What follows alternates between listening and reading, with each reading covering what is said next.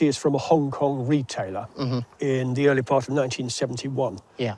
It's obviously not bought by you, so who bought it in 1971? Yeah, it was basically it was a gift to my dad, and then about 5 years ago he passed it to me for inheritance. He's still alive, but he just thought give it to me to see what I want to do with it, and it's been in a drawer ever since.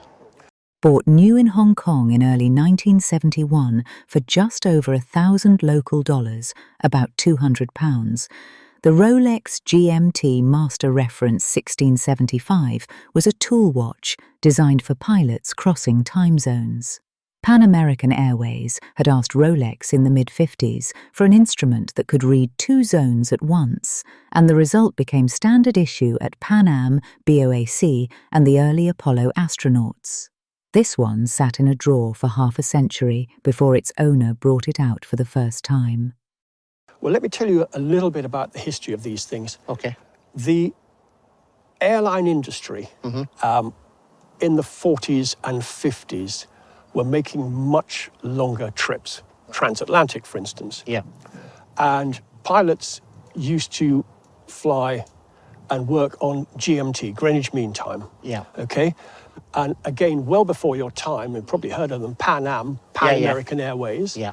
They were in discussion with Rolex in the mid-50s to develop a watch with an extra hand that could be set to GMT. Oh, right, okay. And this thing was developed to say, really specifically for Pan Am initially in 1954. Right, okay. By 1959, or certainly just around 5 years later, this reference, which is the 1675, became the standard GMT Master. Right, okay. And what is so lovely about this is you've got all the paperwork, what we call in the trade the full set. Things to point to, the bezel is original. Right. Had it been changed, the value would have been reduced. Right, okay. The bracelet is not original. Okay. Okay. This will be what they call a service replacement. It's the only thing that spoils it, because otherwise it's lovely original condition. So the bill of sale, 1,040 Hong Kong dollars. I reckon that probably would have been just under £200. What collectors prize on a 1675 of this period is what's called the full set. Original bezel, original bill of sale, original box, original papers. This watch has nearly all of it. The only thing it lost along the way was its bracelet. And on a vintage Rolex, that single missing component can shave £6,000 off the value. Oh, right, okay. That £200 50 years ago has actually done quite well. If it had had the original bracelet with the full set, we could have put 2 noughts on and made it 20,000. Wow. But it's not got the original bracelet, so I'm going to take it back to, in this condition, around £14,000. What? Whoa. No way. Yeah. You happy? Yeah. I didn't expect that at all. A staggering revelation for a guest who simply forgot what was sitting in his drawer. They're my mother-in-law's, which I think she got hold of about 35 years ago. She actually paid £160 for them. Right. The work of Charlie Baldwin, the Royal Worcester factory. Yes. And Charlie Baldwin painted swans his entire career at Royal Worcester, and the porcelain world has been chasing his work ever since. Most surviving examples date from between 1900 and 1904 and show his signature flying swan motif. The pair on the table here are dated 1899. Earlier, rarer, and painted with the swans on the water rather than in the air, which collectors regard as the harder composition to find. Baldwin specialised in swans. I mean, during his career he painted many hundreds of vases, usually with swans flying around the vases. What makes these so unusual is the swans are swimming, and that really does make them different. And it'll be interesting to see just what date they were painted. They'll have a mark on the bottom for the factory year code. Right. The year marker, little dots around the Worcester factory mark, and here this one's got 8 dots. That makes it 1899. 1899. And that makes sense because that's quite early for this decoration. Most of Charlie Baldwin's swan vases are painted between 1900 and 1904. I see. And they're a very formal pattern, but they're not very detailed. These are, well, really much more real swans, but they look more fluffy. And that's, I think, very typical of the early work of Charlie Baldwin. He did the whole lot, all the decoration. He will have signed them. His signature is just there, neatly painted, C. Baldwin. And well, not ignore the vases themselves, these modelling of the handles by James Hadley. I mean, the whole concept just works together so well. I mean, it was a new, light, airy style of decoration which Worcester was just working out, and they were to become enormously popular. Right. Both at the time and indeed now. The mounted handles are the work of James Hadley, Worcester's chief modeller and the man who shaped the factory's late Victorian visual identity. A signed Baldwin paired with a Hadley mount is a rare combination, and one that comparable examples have made between £15,000 and £20,000 at auction in recent years. Wow. So we're going to look at, say, £15,000, perhaps even £20,000. Really? Gosh, you'll be happy with that. That's great. Really. Daughter-in-law's overlooked inheritance. The medals that we have here today are not medals that we usually get to see, not only on the roadshow, but anywhere really. We have the 1916 medal, which is the medal that takes precedent over all other Irish medals, and that is for the Easter Rising of 1916. Yeah. And then you have the 1917-1921 service medal, and you have them with the clasp comrac. Now, forgive me if I've said that wrong, but to me that means combatant. So they were fighting people. They had arms that they carried. You have two sets. Who did they belong to? The 1916 medal sits at the very top of Irish military awards. Issued in 1941 to surviving participants of the Easter Rising, it commemorates a single week in April 1916 when a small Dublin brigade, perhaps 1,500 fighters, took on a British force of 16,000 soldiers, a gunboat and field artillery. The comrac clasp, fitted to the second medal here, was reserved for combatants only and almost never appears on a woman's group. This Easter Rising, this was the moment when the Dublin Brigade set about mobilising themselves to actually take over parts of Dublin, to actually stand up against the British forces. And it started on that Easter weekend and went through for a whole week. They fought with quite a small contingent, really. There weren't thousands and thousands, but by the end of the week, the British had brought in something like 16,000 soldiers, a gunboat, and indeed artillery. So this isn't going to be something that the British are going to put up with. And these people fought the British almost to a standstill at the start and took casualties themselves, but inflicted huge casualties on the British. I mean, you know, and it wasn't really until the end when there really wasn't any other option but to surrender. One set belonged to a member of Cumann Numban, the Women's Irish Volunteers, who served inside the General Post Office alongside Padraig Pearse and James Connolly. Surviving female combatant groups from the GPO are vanishingly rare. Most were melted, lost, or kept in private hands and never seen again. That's rare. I think they would be worth £20,000. Jeepers. They are an incredible set to two of three proud subjects of Ireland. So I'm amazed to see them, truly. And thank you so much for showing us. A speechless moment for a granddaughter holding a piece of a nation's founding. This video is sponsored by Velqo, the antique identifier app. Snap a photo of any item and Velqo gives you an instant identification and a value estimate from its database of millions of antiques and collectibles. Available free on the App Store and Google Play. Now back to the appraisals. My husband bought them in the early 60s because we liked them. We paid £50 for them, which we thought was rather a lot in those days. £50? Yes. Right, yeah.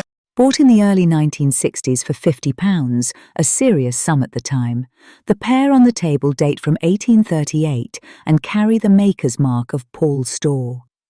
Storr was the most celebrated English silversmith of the Regency and early Victorian period, supplier to George III, George IV, and the Royal Goldsmiths Rundell, Bridge and Rundell. Single Storr jugs surface at auction. Matching pairs are an order of magnitude rarer. First of all, the condition is absolutely stunning. Everything is as crisp as the day it was made. The glassing, it's just so sharp, everything is just as you would want it to be. Finding a pair of claret jugs is unusual. They turn up, but most often you simply find a claret jug. We've got these wonderful fruiting vines spreading across the lid, and the vines intertwined. You see how they just cross over and over down into the base there. So often when you get something like this, it's been dulled with polishing and so on over the... Well, I've only cleaned it 4 times since I've had 4 them. times, right. Have you used them? Not for wine, no. No. What have you used them for then? Well, we mostly had them in the cupboard where we could see in the glass case. Oh, right, just to Yes, enjoy. yes. Just to enjoy.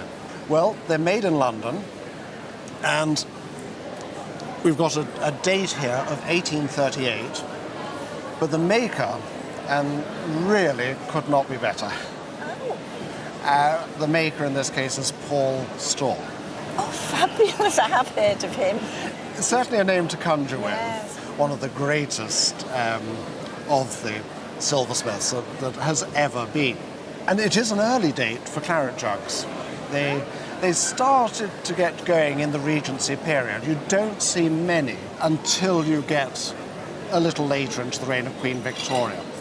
So we've got absolutely top maker. We've got a pair, really. The fruiting vine ornament, grapes, leaves and tendrils flowing across both lid and body, is unusually crisp. The owner has cleaned them only 4 times in 60 years, which is exactly why every detail still reads as it did the day they left the workshop. We should be looking at a value of somewhere around 30,000 plus. What? Wow. That's fabulous. So a little improvement on the 50,000. Oh, that's wonderful. Oh, I do wish my husband was here to hear that. A staggering return on £50 and a husband who sadly isn't here to hear it. Who is he? My father.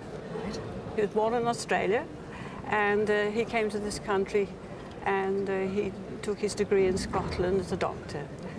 And then he always loved the sea, so he started by being a ship's doctor. Gracious. And that is when he was on the Carpathia and the He was Titanic. on the Carpathia? Yes. And What was his job on the Carpathia? as a doctor. As the only doctor? The only doctor, yes. Gracious. Yeah. The RMS Carpathia reached the wreck site at 4:10 in the morning on the 15th of April, 1912, 1 hour and 50 minutes after Titanic disappeared. Dr. Frank McGee was the only physician aboard. He worked through the night treating frostbite, hypothermia, and shock among the 710 survivors brought up the side. The collection here was given to him directly by those survivors 2 days later. It says, presented to Dr. McGee as a slight token of affection and esteem by these survivors of the Titanic, April the 15th, 1912. Yes. That's true. They must have felt incredibly warmly towards him. I mean, he was I just think the they man were, who had yes, pulled them back from the brink of yes, death. Yes, I think so. What do you think happened that night on the Carpathia? Well, he didn't talk about it too much because it was so awful.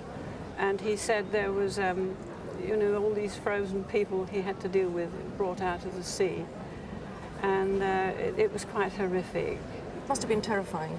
He said it was terrifying, and of course there were lots of troubles which I won't go into about why it was so horrific.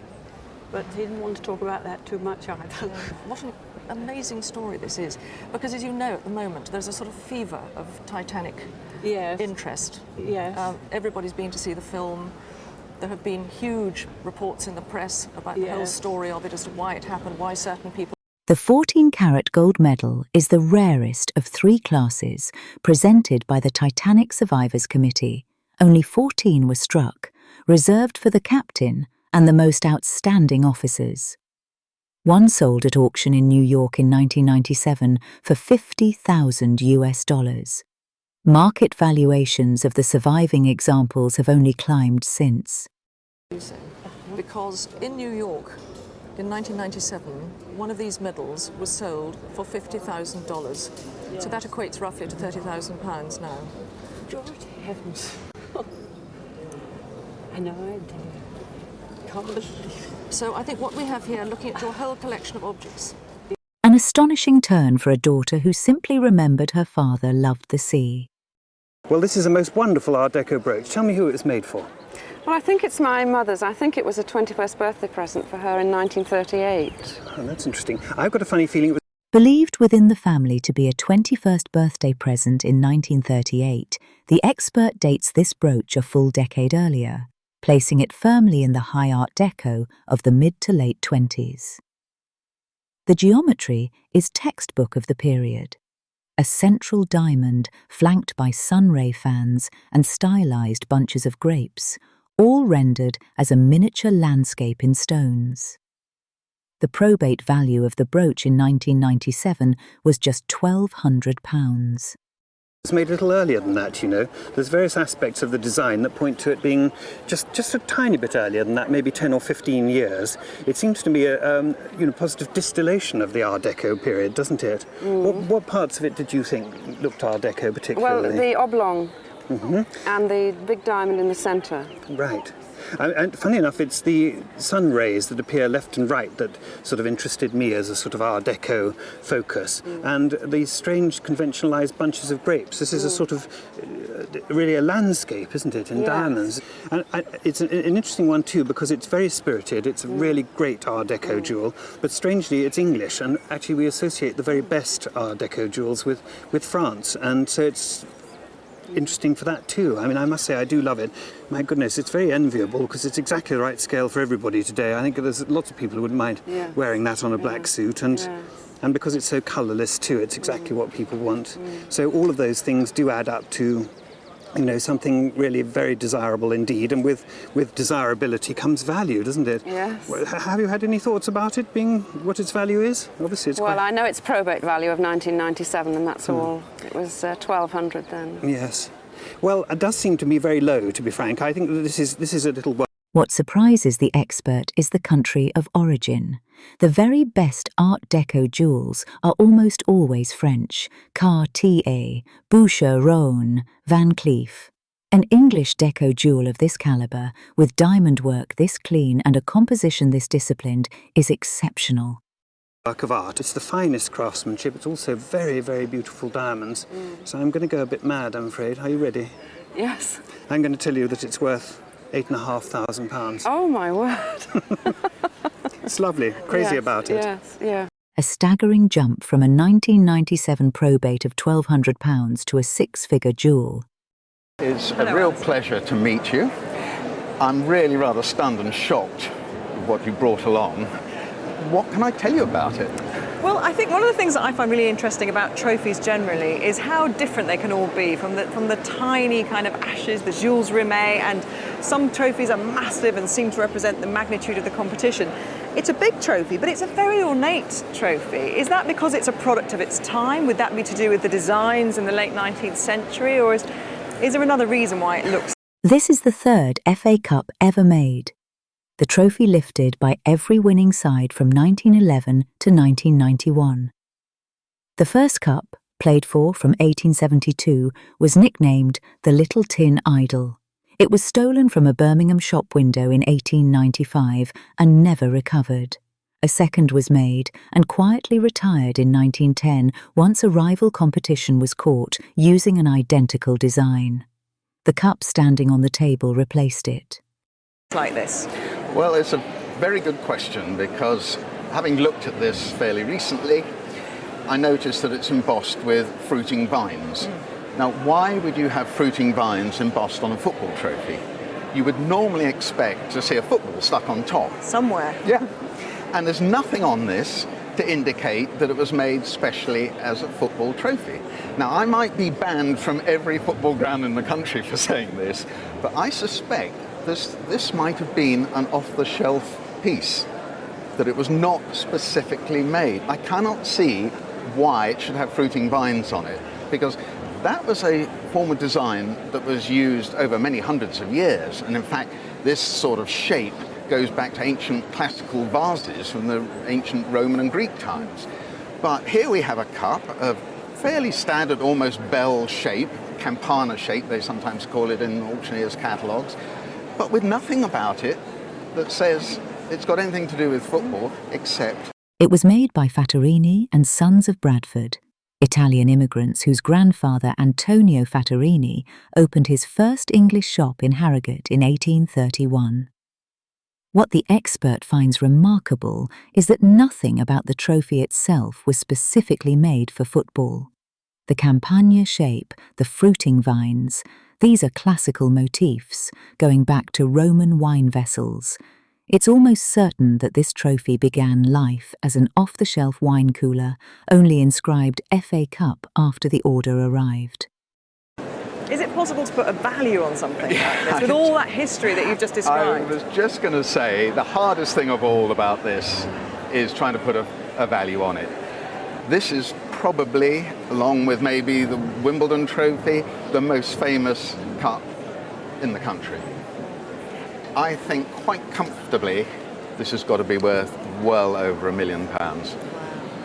The highest value piece of silver I've ever valued on the Antiques Roadshow. Wow. £1 million piece of national history, and the highest valuation for silver ever given on the show. A huge thank you to our sponsor Velqo, the antique identifier app. Find out what your own treasures are worth from a single photo, free on the App Store and Google Play. Link in the description. Thank you so much for watching this journey through the most extraordinary valuation shocks ever seen on Antiques Roadshow. If you enjoyed this, you'll definitely want to keep exploring.